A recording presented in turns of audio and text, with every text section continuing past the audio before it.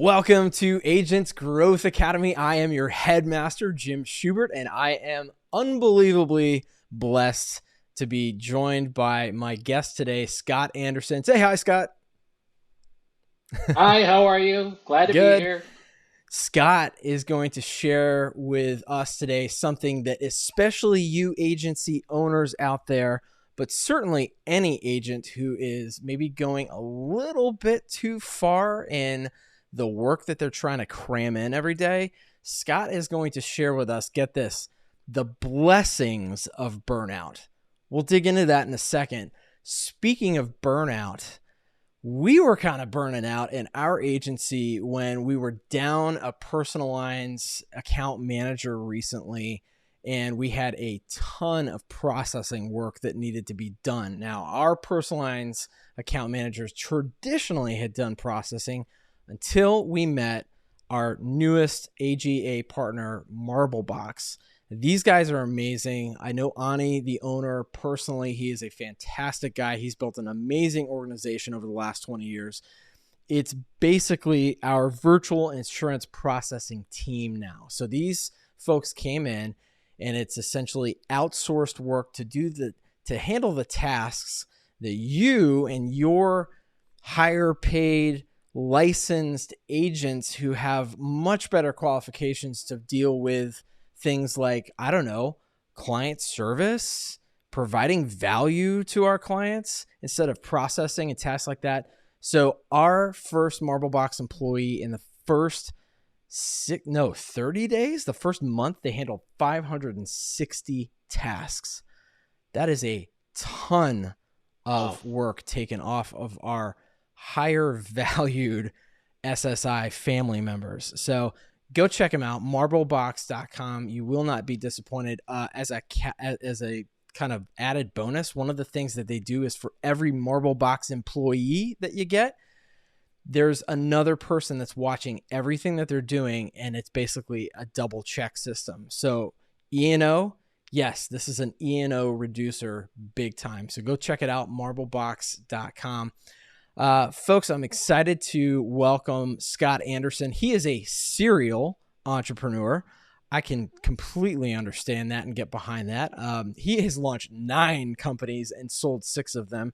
Way to go, Scott. He's an Thank you. executive coach. He's a licensed mental health therapist, something that is kind of near and dear to my heart. As you may have heard me talk about a little bit on the show. He's the founder of PTSD Treatment Technology Accelerator at easeusa.org and the creator of burnoutbreakthrough.com, a proven system to help leaders and their teams recover from and prevent burnout. Scott, welcome to the show, man. So glad to be here, Jim. Thank you. Yes, sir. So you're coming to me from Nebraska. What is it like Yes. in late July right now outside? Did you go through the giant heat Oh wave that man. everybody else did? Yeah, yeah. But uh, you have to be a little crazy to live in Omaha in the summer, and because it's 100 degrees, it just is, and it's not a surprise. I mean, it really is. No matter what the climate is doing, it's always 100 degrees in July. So I have no one to blame but myself and my poor sense of direction, I guess. I love it. I love it. That's fantastic. We were talking off air, and I'm kind of hoping you can get into this a little bit about somebody, another insurance agent that you know that Yes. burned out to a point where he was working, I think, 6 days a week and just had no Yeah. time. And then Exactly. after working with you, got it down to like 3 days a week, just got back from a vacation where he completely unplugged. Hopefully, I'm not stealing all your thunder here on what you're going Oh to no, talk not at about. all. But I'm wondering, for somebody like that, how can you look at that recovery and say that there are blessings of burnout? Was there a pivotal Yeah. moment for you where you said there are actually blessings? Tell us about Oh, that. absolutely, absolutely. Yeah, it's a great question, and I'm really grateful to be able to talk about it. I went through. I owned a advertising agency for a long time, and sold my interest about 8 years ago. But but one of the reasons that I sold, and one of the reasons my team was happy to see me go, is because I was just completely burned out. Okay. And what that meant in terms of showing up on a day-to-day basis was just completely exhausted and and psychologically kind of checked out from the Mm. business that had my name on the door and had been my baby forever. Yeah. But one of the consequences of burnout and one of the symptoms, as defined by the World Health Organization and the American Psychiatric Association, is this feeling of exhaustion on the one hand and isolation and disconnection on the other, that ultimately can lead to feelings of antagonism towards partners, employees, customers, even resentment, and so forth. And so the blessings of burnout, in short, is I had to kind of find, even though I am a therapist and even though I had lots of training and all the rest of it, I really wasn't finding too much in the ways of solutions for the unique symptoms that burnout offers. And I was very fortunate to be able to stumble into some work by a professor at UCal Berkeley named Christina Maslach, who's pretty well acknowledged as the world expert on workplace burnout, and was able to stumble into some solutions so that I was able to get my energy back. But what I found going through the process and kind of trying a lot of these techniques on myself, I was sort of my original guinea pig, is that I stumbled into some things that not only allowed me to get my energy and passion back, but really to deliver a level of happiness that I didn't expect. One of the steps, we have a 5-step system basically that we've shown really works. The One of the steps is to, one of the shifts we call them, is to really consciously and intentionally release the people that you have the antagonism to or the resentment toward. Hmm. And that, it's one of the last steps in the process. It feels very counterintuitive in the beginning, but by the time you get to the final shift, it really makes sense. Anyway, going through that process is just incredibly liberating. Not only do you get your energy back and your passion back for your business, but and for your life generally, but also it really delivers something I didn't expect, and that is a whole new level of happiness and fulfillment and gratitude, as you said. Yeah. So the thing that's so fulfilling about this work is that not only are we able to work with, like the insurance agency owner I mentioned, great entrepreneurial folks just like you and me, and to get their energy and their passion back and begin to love their businesses again, but more importantly, to really love their lives again. And that was an outcome that I didn't anticipate. I would have given my right arm just to have gotten out of the burnout, but to also have this level of joy, I was totally unexpected and really grateful for that. That's the blessing, if you will, of Yeah, I burnout. love it. What are some of the results that you see in your clients that you work with? Like Sure, what does that end result look like versus what it looked like at the beginning? You kind of explained for yeah, you, but what does it look like for others? sure. Well, I'll use the example of the insurance agency owner that we talked about prior to the interview. Yeah. Here's a guy who's working he's a third generation owner of a family insurance Hmm. business. So it's a family business, and anyone who knows about family businesses know this, that the road to hell is paved with family businesses, And or there's already can be anyway. a lot of pressure to Yeah, perform as a third right. generation. And Even as as a third second generation, I know that. Absolutely. And third generation is the one that puts it in the ditch, or that's what people are afraid of. So anyway, lots and lots of pressure, and our client just did a wonderful job with this, but he was working himself into an empty grave, and what, or a early grave, excuse me. Mm, And what he found was, and what his wife was telling him, and his coworkers were telling him, was that he's not present. That horrible thing where your family and other people say you're with us physically, but you're not present. If you've ever heard those words, you know you're in deep trouble. yeah. And that was kind of the light bulb for him, was that he was there physically, but it was kind of a shell of who he used to be. Completely exhausted, completely feeling disconnected and isolated, and knew that he had to get up tomorrow and do it again, but was really concerned that one day he wouldn't be able to find that gear and reach down and find the grit or whatever, to do it one more day. And yet he Yeah. had to because all of the responsibility is on him. So that's the before picture. The after picture is we have a weekly mastermind call with our students, and he was on the call, and I remember he was about 6 weeks into our 12-week program, and he said, and everybody does a celebration. Everybody, we go around the virtual table, and everybody gives a celebration. And his was, I don't even know how to say this, but my burnout is gone. He just woke up one morning and it had probably been gone for a couple of days. Yeah. His wife had asked him, "What's going on with you?" And he suddenly realized it's just gone. The exhaustion, the disconnection, really the despair, the kind of quiet desperation was gone, and it had just left. So that was a giant step for him. But even more importantly, I mean, what we do in our system anyway, and what's really necessary, according to all the research, is that we have to recover our energy and recover our passion and our kind of our life force. But we also work on, because entrepreneurship is what I know the best. We really work on how do you get back to a place where you really are enjoying what you're doing. And so many entrepreneurs, as you and I discussed, just tend to take on more and more and more and more and more, but they never shed anything. Yeah. This is why, with the New Year's resolutions, what I have my clients do is don't add anything, shed 10 things, write Yeah. 10 things you're going to not do this year. And so in Mm. his case, that's what we did. We did a passion and talent audit and basically had him write down every task, large or small, that he does on a weekly basis. Then take a yellow highlighter or whatever and highlight the tasks that only he can do, that he feels passionate about doing, and number three, move the needle in a big way for his company. Mm. And out of the 100 things he wrote down, there were about five or really three that only he could do, that he loved to do, and that moved the needle for his business. And those happen to be exactly what you said earlier, are the things that will move the needle. And then in his case, that was meeting with business owners in his particular commercial lines company, and listening to their problems and giving them solutions. And he Oh, does that exceptionally well. But he was yeah. only spending about 2% of his time doing it because he had this crazy list of 100 things to do.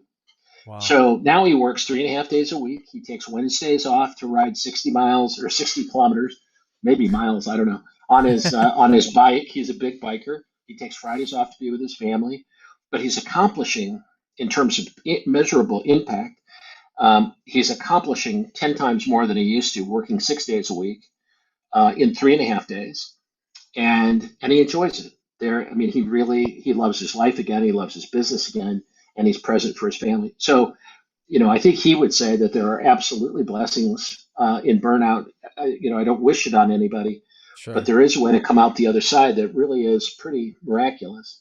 Yeah. Wow. And that's what an incredible transformation. I have to imagine that somebody at the end of that, like him, has a really big emotional release. Yeah.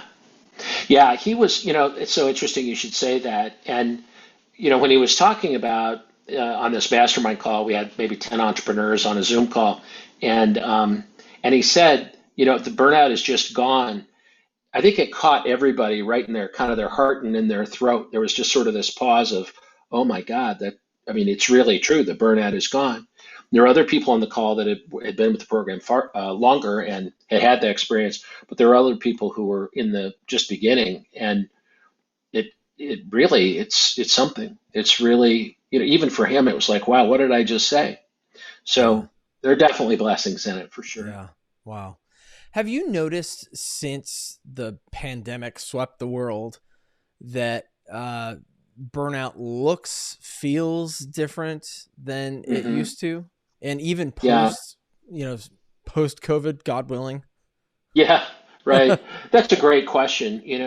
Statistically, and the Gallup people happen to be in Omaha, Nebraska. The Gallup people have done tons of research on engagement and Mm. on burnout, and they've been measuring burnout for many, many years. And pre 2020, March of 2020, the people in the Gallup surveys who said that they felt burned out most of the time was about 25% of the American workforce, and 42% at any one time said that they were burned out, with 24% saying they feel burned out most of the time. Yeah. That number doubled after after the country kind of shut down in March of 2020. And the concerning factor is, particularly today, is that we're supposedly post-COVID, although we're pre-monkeypox, I guess, but Oh we're God, I we're don't know. post-COVID at least, right? Anyway, we're post-COVID theoretically, but unfortunately, in the most recent COVID, Gallup survey, Mhm. the number was still 81% of the American workforce feels burned out most of the time. And, I mean, I saw that statistic and I thought that can't be right. But even if it were half right, you know, even if 40% of the American workforce feels burned out most of the time, this is a big problem. And you could argue a bigger problem in COVID, Yeah, because it affects so many other people, both at work and at home. That's the other thing about the blessings of burnout is that, again, it's not just work, and it's not just the person who's burned out that's affected. The whole family gets affected. The whole yeah, company gets affected. Um, so anyway, to answer your question, I think it was the straw that broke the camel's back for a lot of people. I yeah, don't think it was COVID per se, because most of the data suggests that most people who were burned out after COVID were burned out before COVID.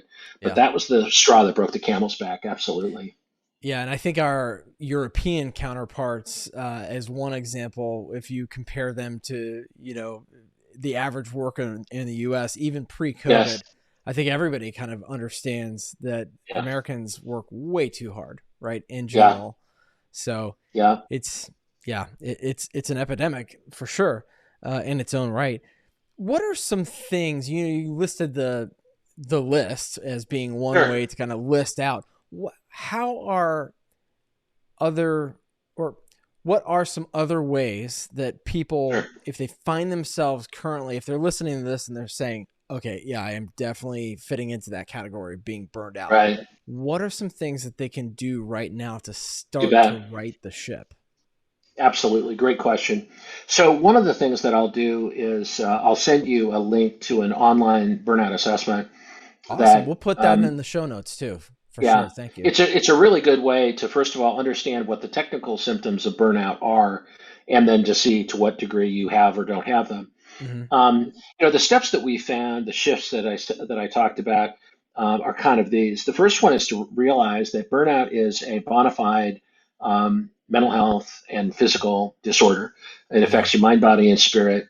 It has its own symptoms and characteristics. It's somewhat related to anxiety disorders and stress disorders, and somewhat like depression, but it's its own entity, its own animal, acknowledged Yeah. by the World Health Organization, as I said earlier. And so, to begin with, it's a serious problem. And for entrepreneurs, we are, our answer to everything, or at least mine was, I'm going to work harder and worry more. Yeah. No matter what the problem is, Yeah. that's the answer. So, Yeah.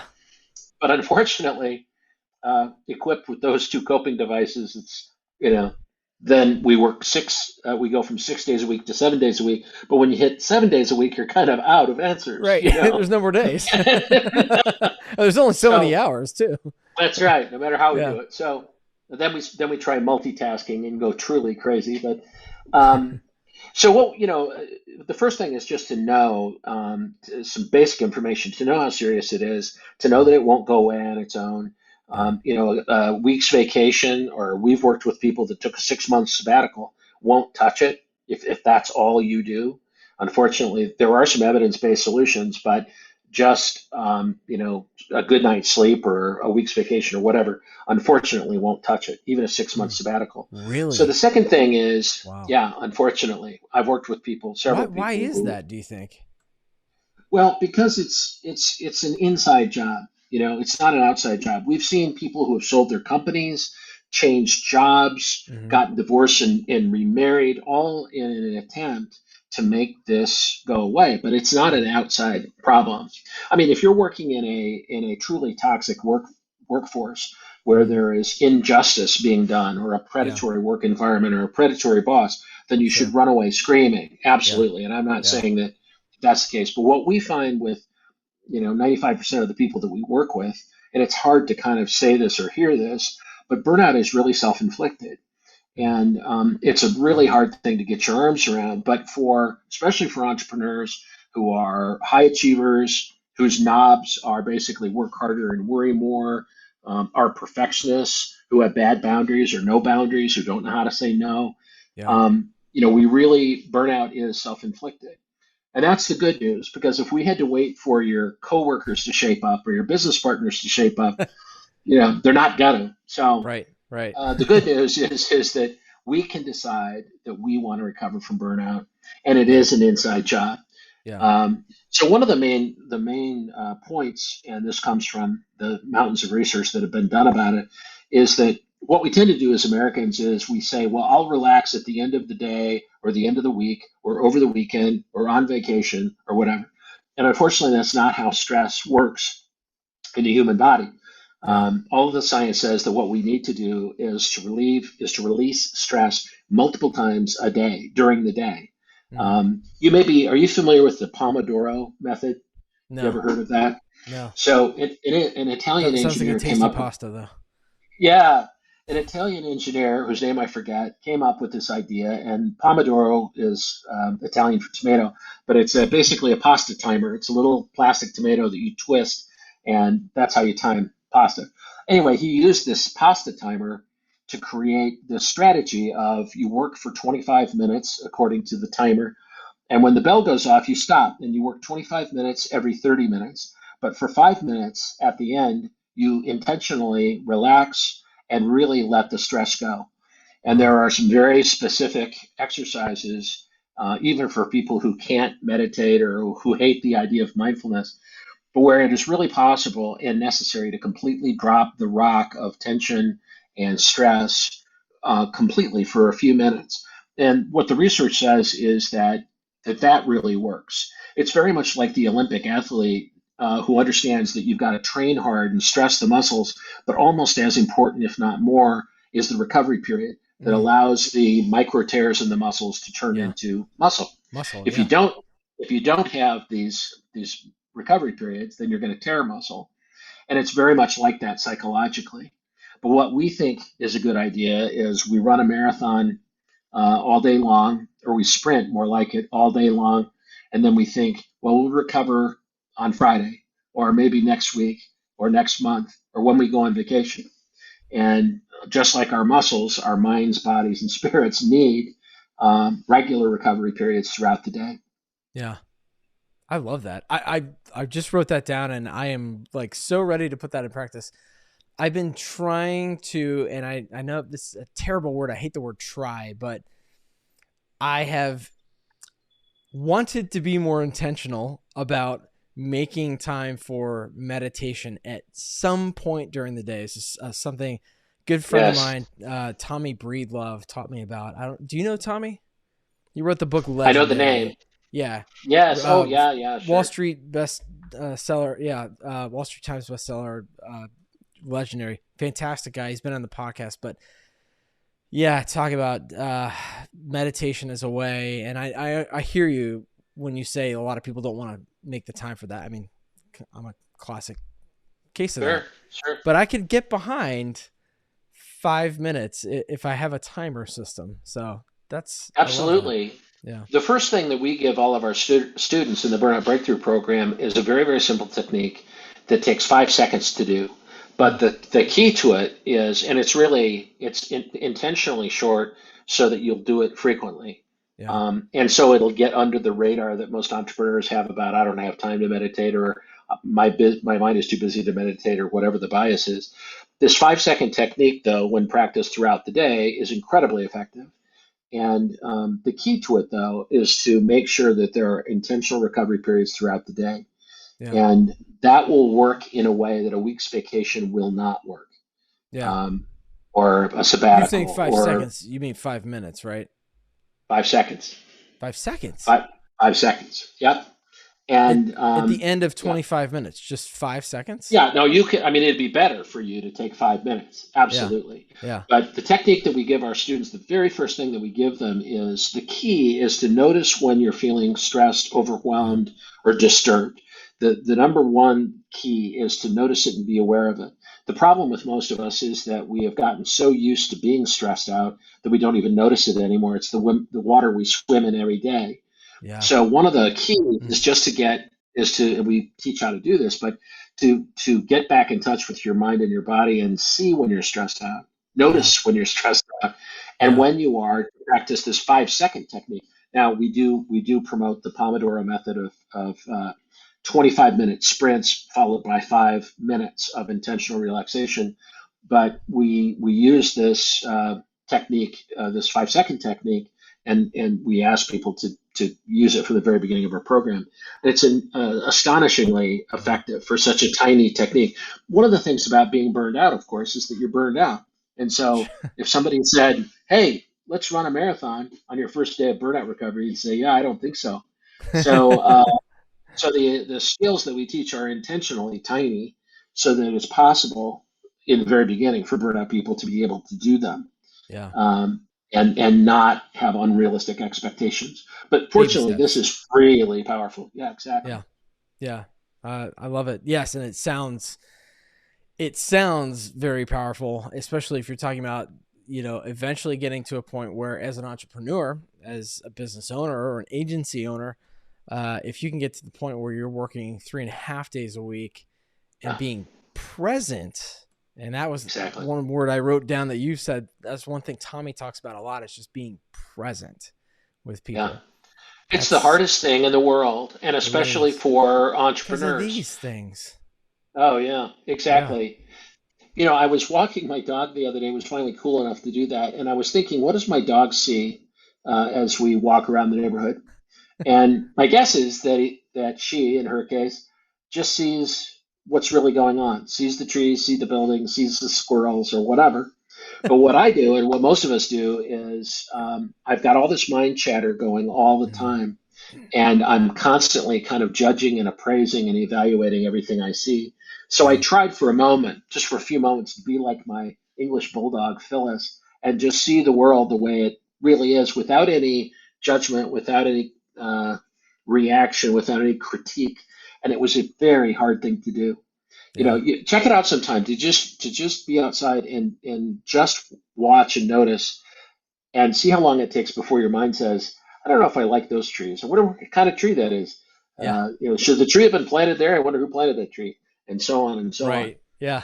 Um, to just be present for it is remarkably challenging. Yeah. Yes, I think we can all agree that that is a challenge, and I'm really looking forward to putting a couple of these things into practice. I know you've got a hard break, so I want to make sure we have time for the rapid fire round. You ready to You get bet. into Let's that? do it. Let's Let's do do it. it. All right. One piece of technology or software you can't live without, even though we just talked about being present. Oh boy. Well, the one that I like the best is on my Apple Watch. I set the alarms so that it goes off to remind me to relax, Oh, yeah. and and that really, really helps me. Yeah. Without it, I would go all day and not take breaks and not relax. Okay. Now I just found a new use for my Apple Watch. Thank you. There you go. Um, one book that you're reading right now, or one that you finished recently that you want to share with people that you love. Yes, the book that and an author that I really love is and you may know this book. Michael Singer wrote a book called The Untethered Soul, and No. he is, in addition to being kind of a spiritual mystic kind of a guy, um, he was also an incredibly successful businessman and created a billion-dollar company in the very beginning of electronic record keeping in healthcare. Wow. He kind of Wow. invented that industry. But anyway, the Yeah. book is called Living Untethered, and it just came out, and I strongly recommend it. Michael A. Singer. There's some really great interviews with Tony Robbins and his wife interviewing Michael Singer, because they're kind of devotees, sort of Michael Singer. But yeah, Yeah. that's great. Awesome. Love it. Thank you. All right. I love that I've started asking this one to folks. What advice would you give to your younger self? Stop worrying. Just stop it. What a huge, if I thought about all the hours I've spent worrying and the impact that it's had on my life, almost entirely negative. Yeah, I'd say just stop worrying. Yeah. It's sound advice. Um, okay. Secret question that I didn't have on the list that I sent you. If Okay. if you had the choice between eating a delicious hot bowl of soup or some gourmet marshmallows and hot chocolate, what would you choose? Oh man, hot chocolate, even on Hot a chocolate. summer day. Yeah, Hot chocolate. I I know like it's it. really dangerous to ask right now at this point in Yeah. in the year. I am going to send you my favorite hot chocolate and gourmet marshmallows from a company called Mountain Mallow that we discovered when we were Oh, out in thank you. Colorado. Yeah. How kind. Thank you. Yeah. So I'll shoot you. We'll get that information off air, but to Okay. send that to you, we gave it to our staff last year uh, in COVID during COVID when we couldn't have our employee appreciation Great brunch, idea. and they loved it. So the Yeah. kids Very loved it. cool. Yeah. So Nice. yeah, get you some of that. What's Scott? What's one final piece of advice that you would leave our audience with based on what we talked about today, Oh, I, you know, or I actionable step? yeah, I think the first one that I'd suggest is to get a mentor or a coach of some kind, Yeah. um, because you can move so much farther and so much faster. I became a coach because about almost 20 years ago, I hired a coach, not even knowing what one was. And 20 years ago, they were much less well known or accepted idea. But I hired a coach, and in 90 days, with his help, I accomplished more than I had, I think, in 9 years. And now, I guess that's the main thing that comes to me right this moment, anyway, is just the power of having a mentor or a coach that you can really commit to. I love it. And Scott, where can people go to learn more about you or just to get more Scott Anderson in their lives? Well, I'm all over all of social media, but the thing that I would look for is burnoutbreakthrough.com. There is a masterclass on the five shifts I mentioned. We also have a Facebook group that I'd love for people to join called Beyond Burnout. Okay. And we have videos and interviews and tips and techniques galore. So, yeah, Beyond Burnout on Facebook. Awesome. I love it. We will put all that in the show notes for our Thank you. audience so they can get their hands on that very easily. Scott, stick around for me for 1 second, but it has been an absolute pleasure learning from you today. And I hope that at least one person takes away something that's going to change their lives from this episode. So do I, Jim. And I guess that's the thing that I would say is that if you are listening to this and if you are burned out, the thing I wish I had heard somebody say is that there is hope. There Mm, really is to not just get past it, but really live your best life ever. yeah, I love it. Scott, it has been a pleasure having you on the show, sir. Thank you very much. Thank you. Absolutely. Stick around for me for 1 second. Everybody else, grow big or go home.